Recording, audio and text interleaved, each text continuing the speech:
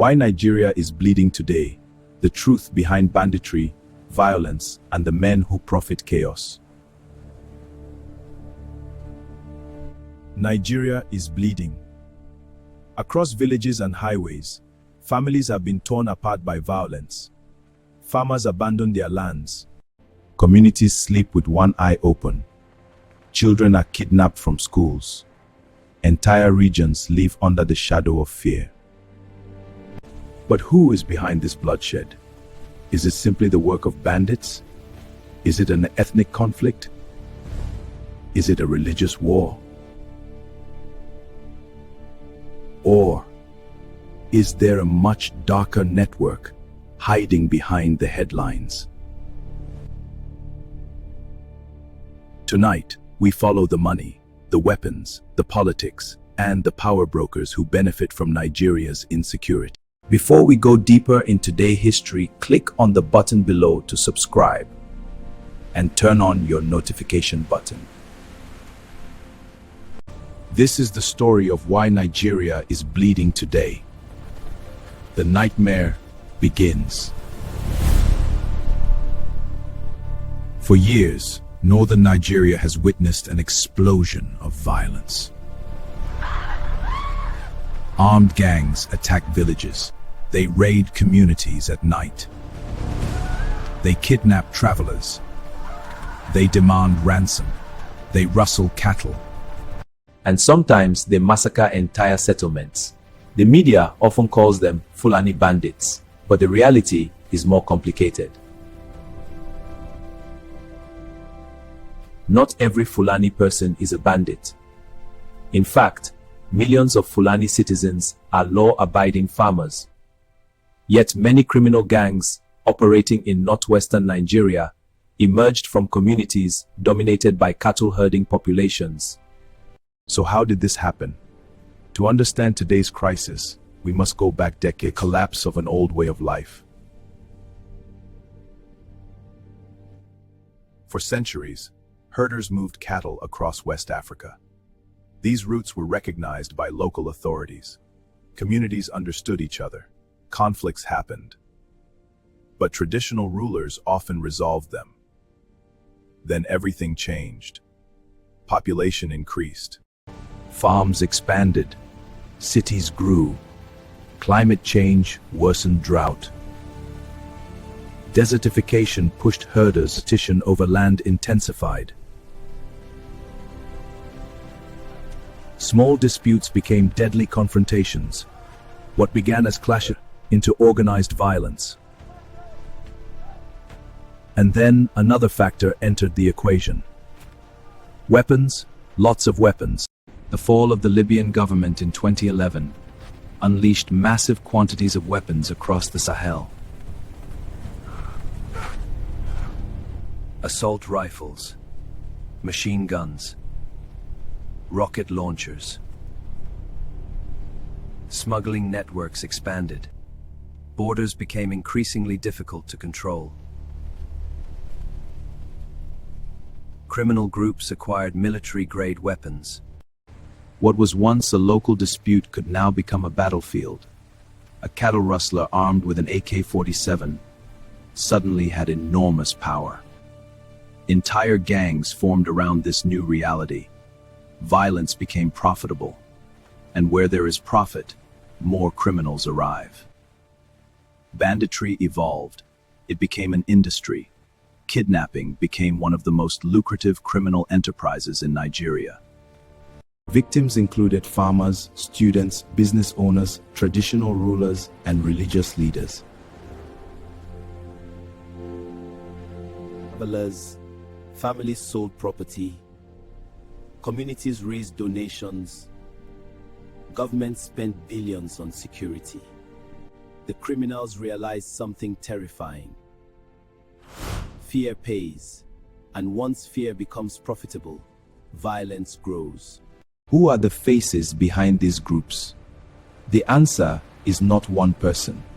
It is a network. These are local gang leaders. They command hundreds of fighters, each through plain-to-plain tenses. Others control remote territories. Many recruit unemployed youth. Some portray themselves as. Others rule through terror. Without these warlords, banditry would not survive. Bandits do not manufacture rifles. Someone supplies them. Smugglers move weapons across borders. Corrupt networks facilitate distribution. Every bullet fired has a source. Every rifle has a supplier. The arms trade fuels insecurity. Behind every kidnapping lies money. Negotiators, middlemen, informants. Corrupt collaborators. An entire underground economy can develop around ransom payments. The more successful kidnappings become, the more criminals are attracted. Not every official is corrupt. Many security personnel risk their lives daily.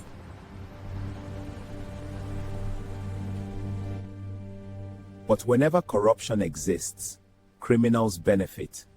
Information leaks, investigations are compromised. Weapons disappear, criminal networks exploit weaknesses, corruption becomes an ally of insecurity. The forests of fear. Certain forests became notorious, remote, difficult to police, ideal for criminal hideouts. From these bases, gangs planned attacks. Victims were hidden there. Weapons were stored there.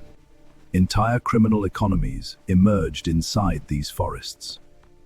For years, these territories challenged government authority. The human cost. Displaced families, refugee camps, empty villages. Statistics tell one story. Human beings tell another. The farmer who can no longer plant. The mother who lost a child. The student who survived abduction. The village elder watching his community disappear. These are the real victims, not politicians, not criminals. Ordinary Nigerians. Whenever violence spreads, politics follows. Some politicians blame ethnic groups. Others blame religion. Others blame rival parties. But insecurity rarely has a single cause. It thrives where governance is weak, where institutions struggle, where justice is slow, and where criminals believe they can act without consequence. The role of poverty in rural communities. Young unemployed men, many recruits are young, poor, frustrated. Without opportunities, criminal leaders exploit desperation. They offer money, protection, status, power, and a young man with no future becomes vulnerable to recruitment. This does not excuse crime, but it helps explain how criminal groups replenish their ranks. The military response. Military operations, airstrikes, troops in the field. Successive governments launched operations against bandits. Thousands of suspects were arrested. Many gang leaders were killed. Military pressure weakened some networks, but new groups often emerged. Why? Because eliminating fighters is easier than eliminating the conditions that produce them. One of the greatest dangers in this conflict is collective blame. Criminals may come from a particular background, but entire ethnic groups cannot be judged by the actions of criminals. Millions of Fulani citizens reject violence. Many have also been victims. Banditry is a criminal problem, not the identity of an entire people. Confusing the two only creates more division, and division is exactly what criminals exploit. Who benefits?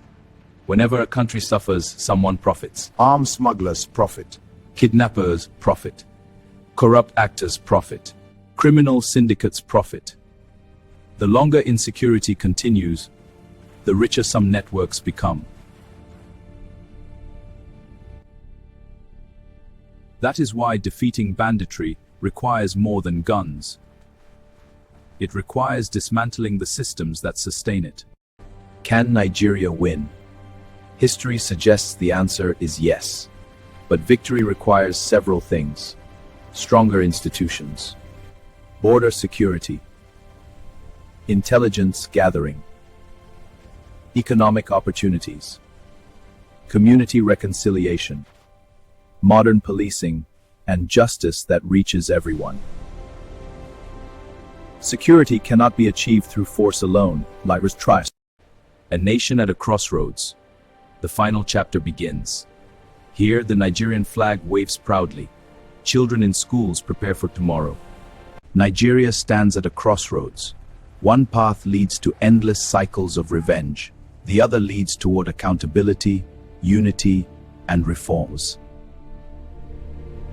The warlords, between and late. The arms traffickers, the kidnappers, the corrupt enablers, the profiteers of chaos. But there is another face, the face of ordinary Nigerians. Citizens who refuse to surrender their future to fear. Citizens who continue to work, to build, to hope, to dream.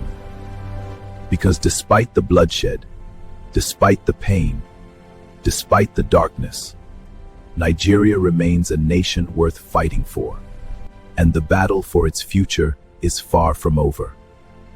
The greatest weapon against insecurity is truth, justice, and unity.